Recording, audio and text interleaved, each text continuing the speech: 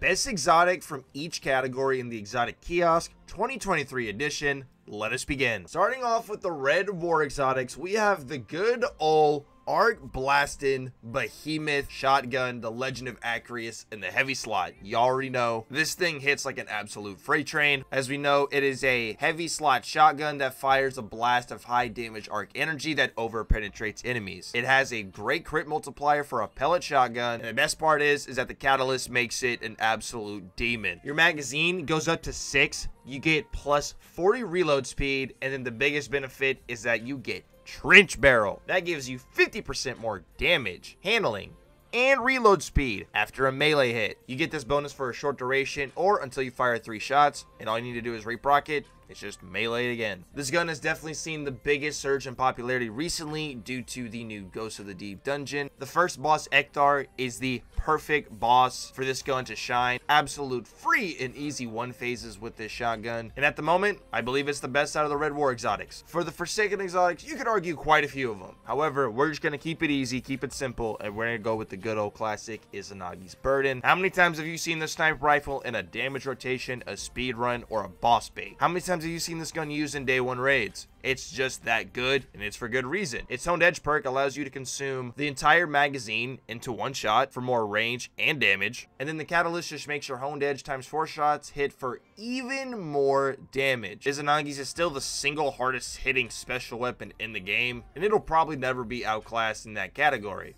If you are a new player, this is definitely up there on the must-get list, and is a crucial exotic for some high-end content. Shadowkeep exotics, we're really not going to spend too much time here. Obviously, we're going to be talking about the Wither Horde. It's a kinetic grenade launcher that provides the easiest damage over time effect in the game, and I would argue is probably the most popular exotic in the entire game. It's used literally everywhere in the game. It's good literally everywhere in the game. As we saw last year, it was part of the strongest Warlock build in the game. It also received a small nerf in Season 19, but that didn't slow it down the slightest. And the best part is, the catalyst gives it auto-loading holster. And you can make the argument that it is the best exotic out of the entire exotic kiosk itself. Beyond light exotics, we're going to be talking about the Agar Scepter. I love trace rifles, so I have a little bit of bias towards this gun, but it's an absolute monster, dude. I feel like I've been talking about this gun a lot recently, but the fact is that its Agar Skull perk is so good. Whenever you get final blows with this gun, you generate a slowing burst around the defeated target, and you're going to freeze any nearby enemies, making this thing an eye-clearing machine. On top of that, its catalyst gives it the ability Will Given Form. It is an alternate firing mode that gives you the ability to drain your super, but it gives the Agars and overflowing magazine, a very strong empowering beam with bonus damage and the ability to slow, freeze, and shatter the same target you're shooting while the Will Given Form is activated. It only runs out when your super fully drains or the magazine is reloaded. Really fun exotic,